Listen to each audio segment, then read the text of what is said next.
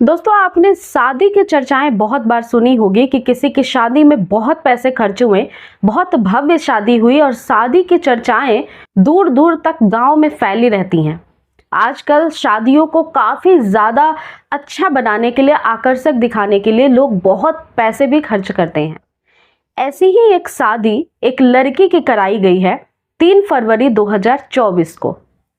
बारात काफी धूमधाम और भव्य तरीके से लड़की वालों के दरवाजे पे आती है और लड़का भी इतना पढ़ा लिखा, इतना कुशल, देखने में भी काफी ज्यादा बढ़िया, और उसकी जो नौकरी थी वो सॉफ्टवेयर इंजीनियर की थी।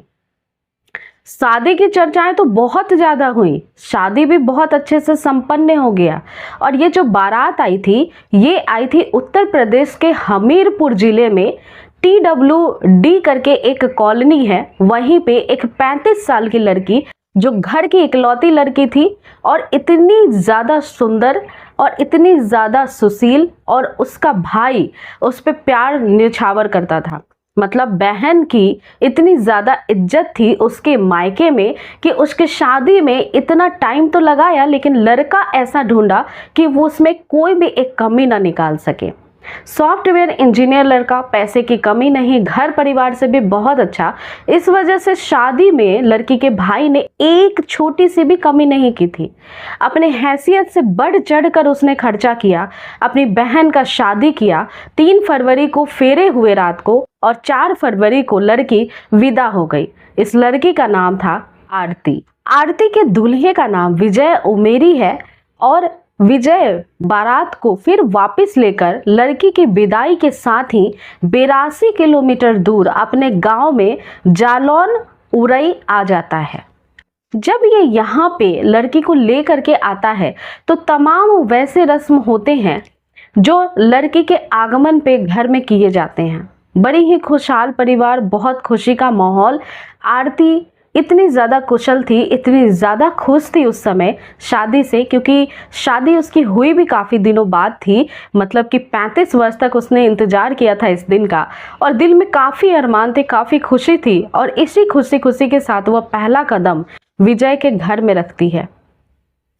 जैसे ही घर में कदम रखती है, सारे ही उसके परिवार के लोग विजय के बहुत खुश होते हैं और उसके साथ बिल्कुल सामान्य व्यवहार कर रहे थे। सुहाग रात की पहली रात आती है और आरती अपने कमरे में बैठ के दूल्हे का इंतजार कर रही थी। दूल्हा विजय कमरे के अंदर आता है। कमरे के अंदर आने के बाद थोड़ी देर तक तो वो आरती से बात करता है, लेकिन उसके बाद उसने एक पॉकेट से दवाई निकाली, गोली निकाली, और उसके बाद उसने वो गोली खा लिया। दरअसल सुहाग रात के दिन दूध पीने का रिवाज है। औरतें, महिलाएं दूध लेकर पति के सामने जाती हैं, आपने मूवीज में भी देखा होगा। लेकिन यहाँ पे दुल्हा दूध नहीं पीता है, यहाँ पे दुल्हा दवाई खा रहा था। आरती को देखकर ये काफी ज्यादा अजीब लगता है कि वो दवाई क्यों खा रहा है। वो बीमार तो नहीं है, क्योंकि उसके बारे में काफ़ी पता किया था आरती के भाई ने, तब जाकर के उसकी शादी कराई थी उससे। लेकिन आरती को ये सामान्य लगता है, हो सकता है किसी चीज़ की वह दवाई खा रहा हो। लेकिन दवाई के पीछे के जो कारण थे, जो वजह थे, वो आप जान करके भी हैरान रह जाएंगे।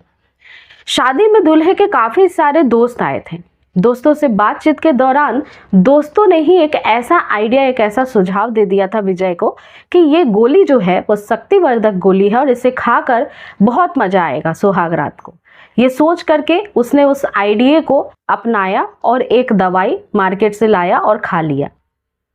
दवाई को खाने के बाद पता नहीं विजय हैवान कब बन गया, उसे पता ही नहीं लगा, और रात भर आरती के साथ वो संबंध बनाता रहा।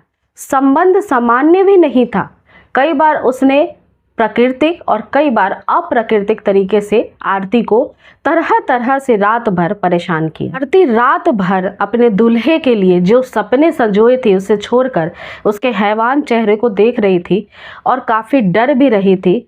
और जब वो संबंध उससे रात भर बना रहा था तो उसे काफ़ी दर्द और पीड़ा भी हो रहा था। लेकिन नई नवेली दुल्हन कहे तो कहे क्या और करे तो करे क्या। सुबह हुई, घर के कामों में आरती लग गई और चेहरा मायूस, किसी काम में उसका दिल मन नहीं लग रहा था। शरीर में उसके काफ़ी तकलीफ और दर्द थी। दूसरी रात भी आती है और दूल्हे का चेहरा ऐसा ही हैवान दिखाई देता है। वो दूसरी रात भी आरती के साथ यही काम करता है। अब आरती की तबीयत थोड़ी थोड़ी खराब होने लगती है, उसको उल्टियाँ आने लगती हैं और उसकी तबीयत बहुत ज़्यादा डाउन हो जाती है। तीसरा दिन आता है और उसकी जो जेठानी होती है वो आरती के हाव भाव देखकर पहचान लेती है कि ये लड़की ऐसी है नहीं, इसको कोई ना कोई परेशानी है।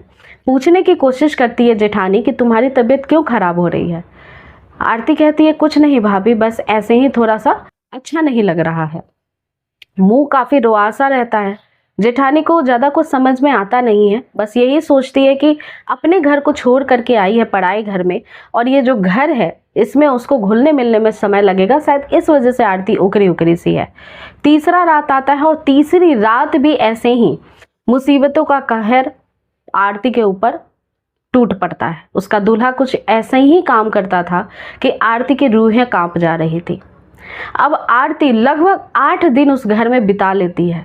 8 फरवरी 2024 को उसकी तबीयत हालत इतनी खराब हो जाती है कि अब उसकी जो जेठानी थी उसको फ़ोन लगाना पड़ता है आरती के भाई को, और वो कहती है कि आपकी बहन की तबीयत लगातार ख़राब होती जा रही है और उसे किसी अच्छे डॉक्टर से इलाज करवा दीजिए।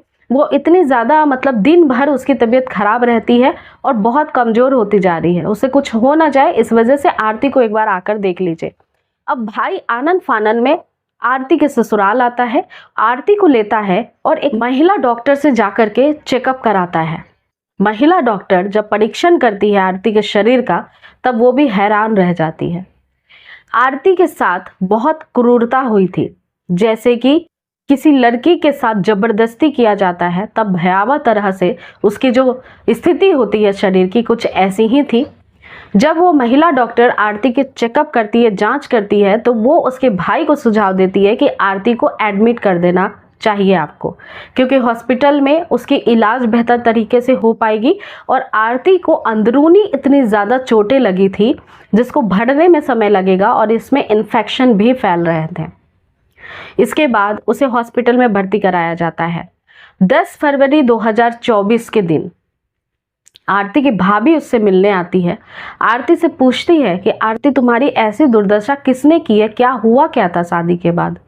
आरती जब अपनी सच्चाई अपनी भाभी को बयां करती है कि जिस लड़के से मेरी शादी आप लोगों ने करवाई थी वो लड़का ही हैवान बन के हर रात मेरे साथ हैवानियत करता था, इस वजह से मैं इस तरह से बीमार हुई हूँ और इस तरह से बिस्तर पे पड़ी हूँ। ये सुनने के बाद उसकी भाभी के होश उड़ जाते हैं। बस आरती ये अपनी बात जो इतने दिनों से दिल में दबाई थी वो भाभी को बताती है और उसकी सांस ये उखड़ जाती है। मतलब 3:03 पे वो आखिरी सांस लेती है और आरती की मौत हो जाती है। इसके बाद आरती के भाई ने तुरंत ही वहाँ के एसपी साहब को और थाने पे एक एफआईआर दर्ज करवाया। एसपी साहब से अपील की कि मेरी बहन की शादी में मैंने कोई कमी नहीं रखी थी और ससुराल जाते ही उसकी ऐसी हालत कर दी गई, इसके पीछे गुनाहगार जो है उसे जल्द से जल्द सजा दिलाई जाए। उसके पति के खिलाफ मुकदमा दर्ज हुआ, उसे तुरंत ही अरेस्ट किया गया, पुलिस किया कार्रवाई की गई और उसके बाद उसे जेल भी भेज दिया गया। लेकिन ससुराल पक्ष से लड़के का कहना था कि आरती की तबीयत पहले से ही खराब थी, इस वजह से आरती ऐसी होती चली जा रही थी शादी के बाद। लेकिन अब तो ये जांच का विषय है कि आरती के साथ हुआ क्या था, और कभी भी मेडिकल रिपोर्ट झूठ नहीं बोलती है। वो डॉक्टर का बयान लिया गया, डॉक्टर ने भी अपने नाम को छुपाते हुए ये सारी सच्चाई बयां की कि आरती के साथ बहुत भयावह हालत थी, उसके साथ अच्छा नहीं हुआ था। जांच के दायरे में ये सारी ही कानूनी प्रक्रियाएं चल रही हैं, जल्द ही मुजरिम को उसके सजा तक पहुंचा दिया जाएगा।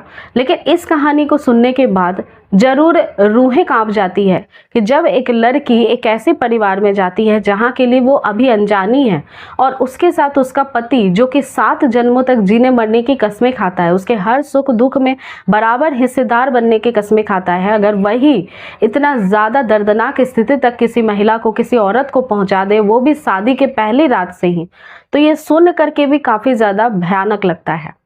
ऐसे कोई आइडिया या फिर ऐसे कोई दोस्त की सलाह भी नहीं माननी चाहिए जो किसी भी लड़की को या किसी भी इंसान को बहुत ज़्यादा पीड़ा पहुंचाए। दोस्तों, इस कहानी को आप सभी के सामने सुनाने का मेरा मकसद बिल्कुल भी आप सभी की भावनाओं को ठेस पहुंचाना नहीं है। बस मैं आपको जागरूक करना चाहती हूँ। किसी के भी हाथ में अपनी बेटी को सौंपने से पहले उसके हाव भाव या फिर उसके किस तरह के व्यवहार है, इस पे भी जरूर आप सभी की दृष्टि होनी चाहिए। इसके बारे में भी जरूर पता लगा लेना चाहिए कि लड़का किस नेचर का है।